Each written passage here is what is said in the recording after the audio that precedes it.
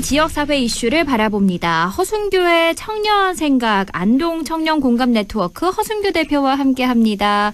어서 오세요. 네, 반갑습니다. 반갑습니다. 올해 첫 번째 허순교의 청년 생각인데요. 오늘 어떤 주제 준비해 주셨을까요? 네, 오늘은 우리 지역 경제의 소중한 주체인 중소기업과 소상공인, 노동자들의 산불 재난 이야기를 준비했습니다. 네. 제가 어제 산불 피해가 컸던 안동 나무농공단지에서 지역의 중소기업 및 소상공인들을 만났는데요. 대표적인 사각지대인 중소기업 소상공인 피해 지역민이 어떤 어려움을 겪고 있고 앞으로 어떤 지원이 필요한지 생생한 이야기를 공유드립니다. 어제 바로 간담회를 하셨으니까 이 피해 지역민들의 생생한 이야기를 공유해주기 더 용이하지 않을까 이런 생각이 드는데요. 먼저 안동 나무농공단지 피해 현황은 어떻게 되나요? 네, 초대형 산불로 농공단지 입주기업 43개의 공장 중에 무려 27곳, 절반이 넘는 기업들이 큰 피해를 입었습니다. 12곳이 전소되었고 15곳이 일부 소실되었고요. 네. 안동시 전체로 치면은 농공단지 외에도 한 36개 기업이 피해를 입었습니다. 또 소상공인까지 치면 엄청 큰데요. 네. 막대한 시설 피해, 이른바 수십억 이렇게 피해 입은 데도 있고요. 특히 생산 설비가 소실로 되니까 즉시 재가동이 불가능한 상황을 겪었고 또 공장 철거 폐기물 처리 등 후속 조치를 진행했으나 완전한 복구까지 수년이 걸립니다. 제가 어제 가보니까 이제 막 건물을 지었는데 그 안에 막 집기도 지금 채우는 단계인 경우가 있고요. 그렇군요. 특히 재고 피해가 크죠. 그렇겠죠. 그 건물도 건물인데 파이프 같은 대규모 재고가 다 없어진 거고 여기에다가 이제 소득 공백도 큽니다. 그렇겠네요. 그래서 이제 많은 업체들이 긴급 대출을 했는데 거치 및 상환 기한이 짧고 또 이자 부담도 만만치 않은데요. 특히 현재까지 직접 지원이 거의 없어서 시급한 상황이고 파산과 부도 위기를 겪고 있고 또 고용 감소까지 있습니다. 그래서 장기적으로 지역 경제에 또 악영향인데 특히 기존의 재난 및 안전관리 기본법에서 중소기업 및 소상공인들에 대한 지원 근거가 없었기 때문에 피해 주민들이 참 속이 탄 한 해를 보냈다고 볼 수 있습니다. 말씀해 주신 것처럼 기존 재난과 안전관리 기본법에 중소기업과 소상공인들을 지원하는 근거가 없기 때문에 그동안 지원해서 많이 소외됐을 것 같은데 구체적으로 조금 더 들려주실까요? 네, 기존 재난법에 그 재난지역 국고 보조 지원 항목이 있습니다. 네. 사망자, 실종자, 부상자들에 대한 구호, 주거용 건축물 복구비 이렇게 나열되어 있는데 여기에 이제 소상공인 중소기업 지원이 없었습니다. 그래서 이제 작년에 개정이 돼서 소상공인과 중소기업에 대한 시설 복구 경영 안정을 위한 지원을 할 수 있다가 이제 근거가 들어갔는데 네. 그 담당 부서인 중소기업부에서는 이렇게 바뀐 재난법보다는 산불은 특별법을 통해서 지원을 받으라는 거예요. 그러다 보니까 특별법이 만들어지는 건 좋은데 또 이 지원이 늦어지는 거죠. 그렇군요. 그러면 지금까지 어떤 지원을 받았는지 알아보니까 안동 같은 경우는 재난지원과에서 1,000만 원 현금 받았고요. 기타 국책 지원 사업에서 가산점 받는 것들도 있고요. 그리고 또 경영자 총협회에서 이제 급여 지원 5개월 정도가 있는데 이 외에는 이제 대출 지원이 많습니다. 중소기업진흥공단에 3억 대출 이자 1.5%, 2년 거치 3년 상환이고요. 소상공인진흥공단은 3억 대출, 이자 1.4%에 5년 거치 5년 상환이라고는 하는데 지금 대체로 보면 이제 직접 지원은 턱없이 부족한 상황이고 수십억 억대 피해를 입으신 분들이 일상을 회복하기에는 정말 턱없이 부족하다. 정말 그렇죠. 우리 파산과 부도 위기에 노출되어 있습니다. 네. 올해 1월 말에는 초대형 산불특별법 시행령 제정을 앞두고 있는데 다양한 사각지대 피해를 해소하자 만들어진 게 이 특별법인데 현재 특별법에서 중소기업이나 소상공인들은 어떤 지원을 받을 수 있나요? 네, 산불특별법 제15조가 소상공인 중소기업의 피해 복구 지원 조항인데요. 네. 세 가지 지원을 할 수 있습니다. 첫 번째가 부지 및 사업장 건축물 시설 설비 자재 처리 및 복구. 두 번째가 사업장 기계 장비 생산 유통 가공시설 복구 지원. 그리고 세 번째가 시설물 철거인데 구체적인 것은 다 대통령령으로 넘겼습니다. 네. 그러니까 여기서 지금 소득 지원이라든가 이런 부분 없고요. 특히 영업 손실에 대한 지원도 없고 자재라고 되어 있는데 이것이 이제 재고 물품인데 네. 이게 좀 추상적이잖아요. 그래서 그렇죠. 이제 시행령을 살펴봐야 되는 거죠. 그럼 구체적인 내용이 세부 사항인 대통령령, 시행령을 살펴봐야 되는데 시행령은 어떻게 되어 있나요? 네, 시행령 20조 보면은 1. 부지 및 사업장의 건축물 시설 설비 자재 파손 유실. 2. 사업장의 기계 장비 생산 유통 가공 시설 파손 유실. 3. 사업장의 시설물 철거와 폐기물 처리. 구체적인 지원은 사회재난 구호 및 복구 비용 부담 기준 등에 대한 규정을 참고하여 그 재건위원회에서 결정한다는 건데 네.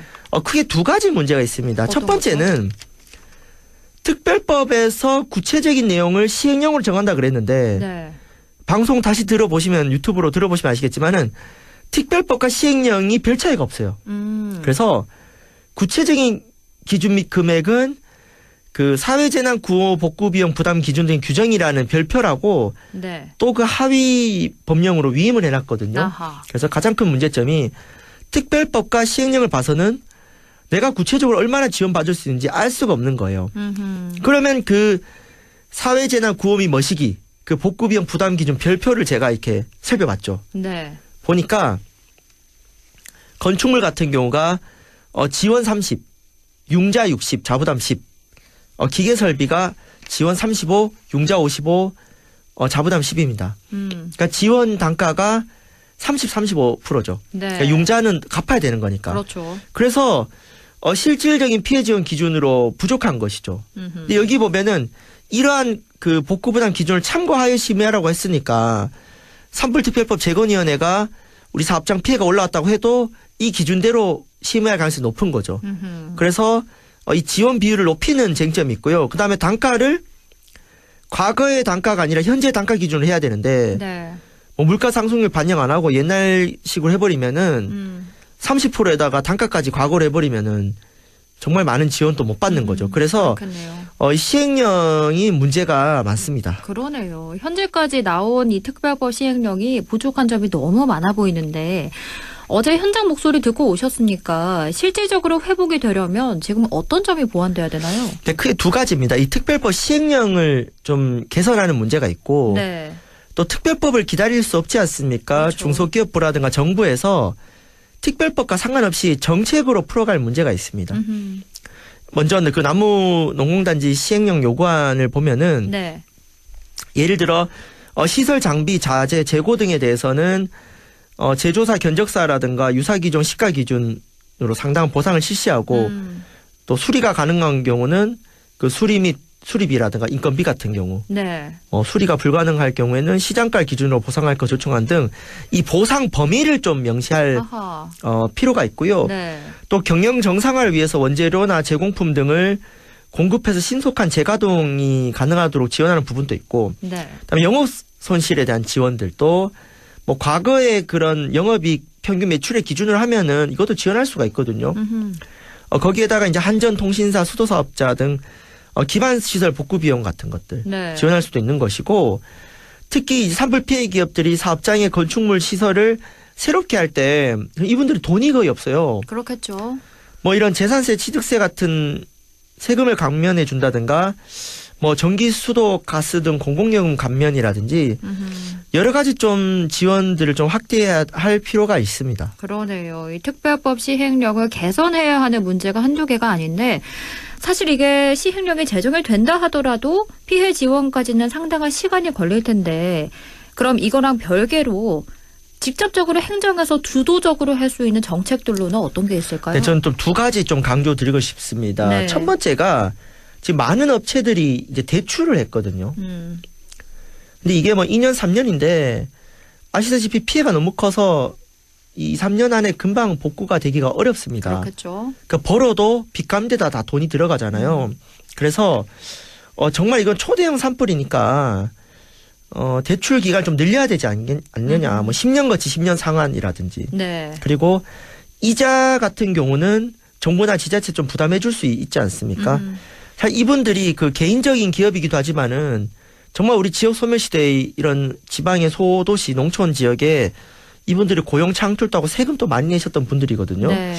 그 좀 대출에 대한 기간 확대 정도는 좀 해줘야 되는 거 아니냐. 그리고 두 번째가 이분들이 이제 생산 및 영업 활동을 못하게 되다 보니까 경쟁력이 매우 떨어지죠. 아하.